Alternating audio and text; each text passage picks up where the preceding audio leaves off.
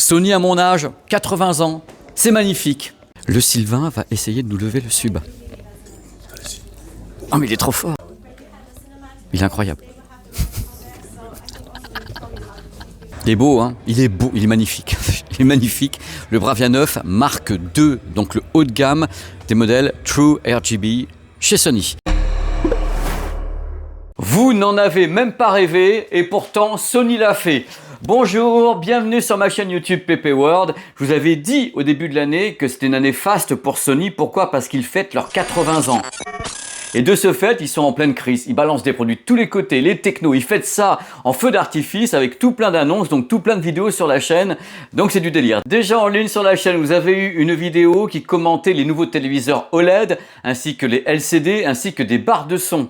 Vous avez eu également une vidéo qui commentait le fait que Sony se lançait à fond dans le rétroéclairage LCD True RGB. C'est leur rétroéclairage à eux. Ils disent que c'est mieux que les autres et tout, un truc absolument incroyable. Et ça suffisait pas déjà. Donc la suite arrive maintenant. Vous allez avoir un trio de vidéos sur Sony, sur cette chaîne YouTube. Moi, j'ai jamais fait un truc pareil. Et cette vidéo, c'est peut-être la vidéo que vous attendez le plus. C'est l'annonce de la commercialisation des hauts de gamme LCD True RGB. Donc en effet, c'est le lancement officiel historique des premiers téléviseurs True RGB de Sony. Donc dans cette vidéo, on va parler du Bravia 7 MK2 et surtout du Bravia 9 MK2. Donc le monstre, la bête de compétition, un truc qu'ils n'avaient jamais fait. Donc vous allez tout avoir dans cette vidéo, y compris les tarifs que je donnerai à la fin de la vidéo pour faire attendre un petit peu. Seconde vidéo qui va se pointer dans la semaine, je sais pas encore quand, sur le lancement de Sony Trio. C'est un système audio assez incroyable, modulaire. D'abord un trio, on peut rajouter des enceintes. C'est une sorte de quad amélioré, voilà, qui cadre en plus avec une nouvelle fonction des téléviseurs Sony.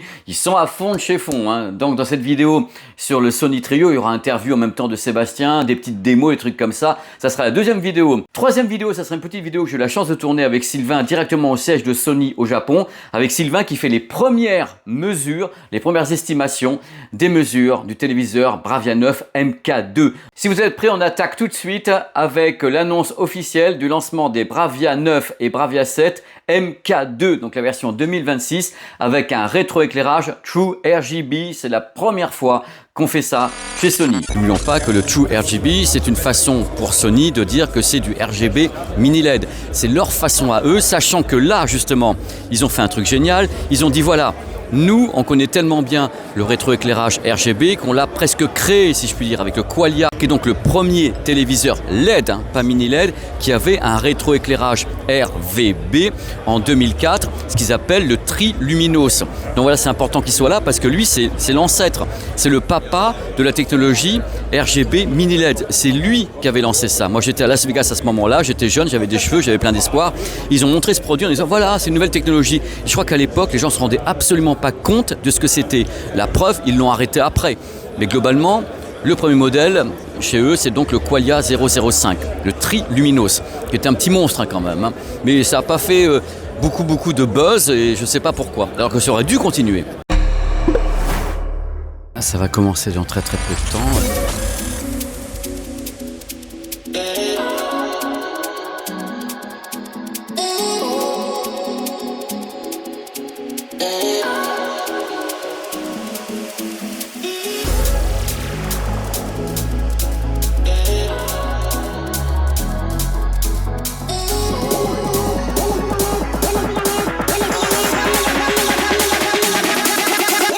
Bon, j'ai assisté à la première petite session. Le truc important concernant ce qu'a dit Sony, c'est qu'ils ont un petit peu tabassé les autres quand même. Et ça, c'est pas la première fois. Dans la vidéo que j'ai tournée à Tokyo au siège, ils ont dit c'est sympa. Les autres font également du RGB mini LED, mini RGB, tout tremblement. Mais est-ce que c'est vraiment du vrai RGB? Ils ont carrément dit que certaines marques faisaient du fake RGB, où les trois diodes n'étaient pas vraiment RGB, il y avait une qui était moitié je sais pas quoi. Ils disent voilà, nous on est sûr d'une chose, c'est qu'on a la maîtrise. On a la maîtrise de la technologie parce qu'on l'a déjà utilisé il y a plus de 20 ans avec les premiers Qualia. Tenez-vous bien. Alors les autres appellent ça alors RGB mini LED, mini machin truc, RGB truc. Nous on n'a même pas besoin de mettre ça puisque nous c'est True RGB, le vrai RGB. Et les autres, adviennent que pourra, ça s'appelle après moi le déluge, ça. Hein. C'est que c'est les tests qui vont montrer les choses. Hein. On va voir en effet où on est la colorimétrie et autres. Eux à la base ils disent, nous on est Sony, on dit que techniquement, nous on maîtrise. C'est pour ça qu'on ne voulait pas être les premiers à lancer quelque chose, on s'en fout. Nous on veut lancer du vrai RGB. Voilà, come with me if you want to live. Donc là c'est le Palais des Merveilles. Vous allez avoir tout en même temps, c'est-à-dire tout ce qui se passe. Alors, les diagonales, le Bravia 7 MK2. Donc c'est le début de gamme True RGB, donc LCD, rétroéclairage True RGB. Disponible en 50, 55, 65, 75, 85 et 98 pouces. L'autre, le haut de gamme, donc le Bravia 9 MK2, disponible 65 pouces, 75 pouces, 85 pouces, 115 pouces. Déjà les gars, ils y vont à fond. Hein. Donc on va parler un peu des technologies communes à ces deux références, donc 7 et 9. Technologie commune, évidemment, le True RGB, True, on va y arriver, le trou normand, le mec, la honte. Le True RGB, donc la façon de travailler de Sony concernant le rétroéclairage RGB. C'est une technologie qui s'appuie sur un rétroéclairage rouge, vert, bleu avec des mini LED qui sont totalement indépendantes. Vraiment, ils gèrent ça aux petits oignons, si je peux dire, avec la gradation, le niveau de luminosité. Tout est fait de façon parfaitement indépendante. C'est ce que eux appellent le rétroéclairage Master Drive Pro. Ils disent c'est nous et personne d'autre. Eux, ils promettent une uniformité des couleurs absolument incroyable, une gradation incroyable dans les couleurs, donc pas d'effet de banding ou un truc comme ça. Ils disent on a le meilleur angle de vision du marché parce qu'en effet, ils ont un système qui s'appelle X Wide Angle Pro. Ils ont des modes préréglés dans l'électronique du nouveau processeur, mode préréglé sur Netflix, sur Amazon Prime, sur la plateforme de streaming Sony Picture Core pour avoir la meilleure image possible avec le préréglage, donc réalisateur et tout, en plein de trucs. Faut savoir qu'en effet, c'est leur fond de commerce. Ils disent à chaque fois, nous sommes les meilleurs parce que nous avons Sony Pictures, nous avons les techniciens de Sony Pictures, les meilleurs ingénieurs, tout le monde est là. Tout le monde travaille main dans la main comme ça, hand in hand, pour sortir ce type de technologie entre Hollywood et Tokyo.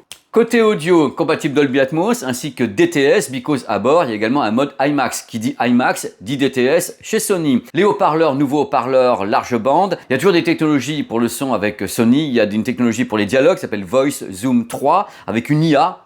On n'utilise pas, c'est optionnel. Il y a également un upmix à bord. Vous savez, l'upmix, c'est une source stéréo et hop, l'IA décide que ça va faire un son surround 3D optionnel. Également, pas de problème. Il y a également un nouveau design avec un pied flottant en trompe-l'œil. On part voir Sylvain maintenant au siège de Sony à Tokyo qui fait la démo. Vous allez rire. Magnifique quand même. Et surtout ce pied, ce design flottant. Alors il y a un trick. Regardez le pied. C'est une sorte de truc à la David Copperfield. Là, vous voyez le pied, vous dites, où sont les câbles? Et on va derrière. Ils sont camouflés. On ne les voit pas quand ils sont là. Attention, Sylvain va relever la trappe. Attends. Le Sylvain va relever la trappe. Voilà. Bon, je crois que, voilà, là. Et du coup, on peut faire passer les câbles en dessous, de manière à pouvoir installer une barre de son devant. C'est top, hein? C'est Wunderbar. Ouais, c'est innovant. Là, on voit la main. Là, on la voit plus, elle est juste derrière. On me voit, on me voit plus. On me voit, on me voit plus. On me voit plus, on me voit. Copperfield est ici. C'est mignon, hein? Le pied flottant est commun aux deux modèles. Par contre, le Big One, le Bravia 9 MK2, est plus costaud au niveau technique. Pourquoi? Parce qu'il a une version encore améliorée du rétroéclairage True RGB Mini LED. Comment ça fonctionne? Eux ils disent on est allé encore plus loin sur les mini LED RGB True RGB, on les contrôle encore mieux, il y a plus de gradation, il y a plein de trucs, bref c'est l'anti-banding, c'est l'anti-problème avec le LCD, avec un record de luminosité a priori. Ils disent voilà on a tellement poussé que l'autre il est capable, oh luminosité extraordinaire, ça sera mesuré justement par Sylvain sur ma chaîne YouTube ainsi que sur Frandroid. Il est évident que si le produit est très très lumineux, on va avoir une belle amplitude pour avoir un magnifique HDR et donc un Dolby Vision qui soit bien tabassant de tous les côtés. Eux, ils y vont à fond. Mais attention, vous me dites, et vous avez raison, mais c'est pas possible ça, Pépé. Tu nous parles de deux téléviseurs incroyables, le Bravia 7, Bravia 9 et l'anti-reflet. Où qu'il est, notre anti-reflet? Il est sur le 9, l'anti-reflet. Ils ont inventé, paraît-il, un anti-reflet révolutionnaire. On repart à Tokyo au siège de Sony pour le voir, cet anti-reflet. Let's go. Reflet, plus reflet. Reflet, plus reflet. Moi j'ai envie de dire, il était temps quand même. Vu qu'en face, La concurrence est déchaînée depuis quelques temps, y compris bien sûr avec les novateurs dans le genre, donc les Samsung, qui ont été suivis par TCL et autres. Cette fois-ci, c'est vraiment une révolution chez Sony d'avoir ce type de produit. Et en plus, c'est un travail spécial qui permet justement de ne pas appauvrir l'image quand il y a cette absence de reflet. Parce que le problème est tout simple, on est là, on dit tiens, il y a des reflets, quelque part les reflets c'est un petit peu la vie, hein. Ça donne un côté très brillant, c'est pas terne, et les gens se plaignent en disant oui, il n'y a plus de reflets mais il n'y a plus rien. Donc eux ils disent on n'a plus de reflets, on a encore du noir, on a encore du contraste.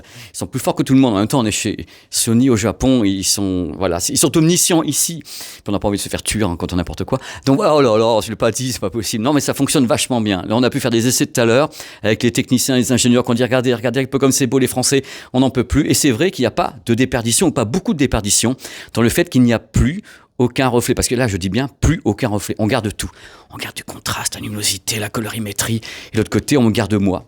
Regardez comme c'est beau, je vous jure franchement il y a mieux. Hein.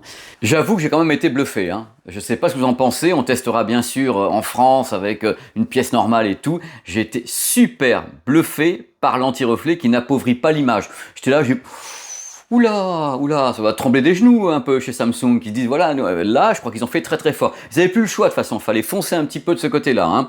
Alors côté audio, il y a également des petites différences, puisque ce produit par rapport au 7 a des haut-parleurs verticaux, c'est-à-dire qu'il a des haut-parleurs d'élévation. Pourquoi je regarde là, il n'y a pas le téléviseur. Il y a des haut-parleurs d'élévation des tweeters pour avoir un meilleur dôme Dolby Atmos. Donc le Bravia 9 MK2 est dans la catégorie LCD mini LED, le téléviseur le plus performant, le plus complet jamais lancé par Sony. C'est le premier True RGB de la collection Bravia 9. C'est incroyable. On a hâte de les tester. Il faut savoir que les deux téléviseurs sont en précommande à partir du 27 mai. Donc maintenant, pour une livraison fin juin, début juillet, enfin bref, au début de l'été, c'est soit vos vacances, soit le téléviseur, vu les tarifs. Alors on y va. On y va pour les tarifs pour le Bravia 7 Mark II. 50 pouces, 1799 €. 55 pouces, 1899 €. 65 pouces, 1999 €. 75 pouces, 2899 €. 85 pouces, 3599 €. Et le Big One, 98 pouces, 5999 €. Ça, c'est pour le modèle, on va dire, début de gamme des True RGB de chez Sony. Alors la suite, c'est un peu plus olé, hein. Normal, on va monter les tarifs. C'est le Bravia 9 MK2, 65 pouces. On attaque à 2999 €. 75 pouces, 3499 €.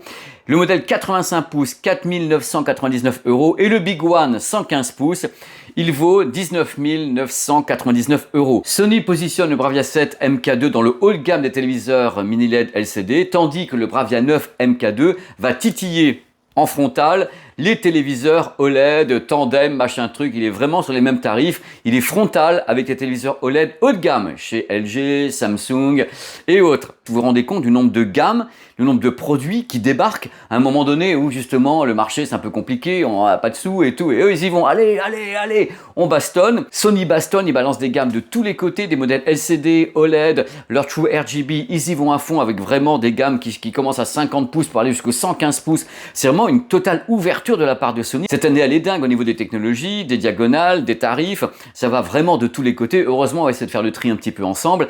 Donc, la prochaine vidéo autour de Sony, c'est la vidéo sur le système audio qui s'appelle le Trio, avec interview de Sébastien, c'est un reportage. Et la troisième vidéo de Sony, ça sera avec justement Sylvain qui fait les premières mesures, hein, premières estimations du Bravia 9 Mark II. On ne sait plus donner la tête tellement il y a des nouveautés de tous les côtés, que ce soit en effet en télé, en audio, les smartphones, ça n'arrête pas. C'est un déferlement complet de tous les côtés et c'est difficile à gérer et à absorber pour nous, pour avoir le temps de faire les papiers, les tests et autres. D'ailleurs, le test du Samsung S99H, donc le modèle anti-reflet et autres, arrivera la semaine prochaine. Il a été tourné, je vous dis ce que j'en pense, il y a du pour et du contre, comme toujours. D'autres tests de téléviseurs et autres vont arriver sur la chaîne à la fin du mois de juin et on reprendra un petit peu à la rentrée parce que j'ai pas envie non plus vous assommer de tests et autres. Il y a plein de trucs à passer, j'ai des reportages, j'ai des vlogs voyages, on va essayer de s'aérer un petit peu la tête parce que regardez un peu ce qui se passe quoi. C'est du délire complet. Mais en même temps, c'est cool. Moi je suis content de vous présenter ça et je suis content pour Sony parce que là ils bougent avant leur accord en 2027 avec TCL qui va encore les aider, surtout au niveau de la logistique et commercialement, mais qui pour le moment met pas son grain de sel à l'intérieur. Je crois. Bah voilà, mais c'est fini. C'est fini, j'espère que ça vous a plu, j'ai tout donné, hein. J'ai fait au mieux pour que vous ayez les infos sur les gammes, les références évidemment, les prix qu'on a pu ajouter. Il faut savoir que c'est une vidéo qui a été tournée sur plusieurs endroits. Alors à bientôt sur ma chaîne YouTube PP World. Dans tous les cas, je suis toujours très heureux d'être avec vous et de faire ces vidéos pour vous. Allez, ciao ciao.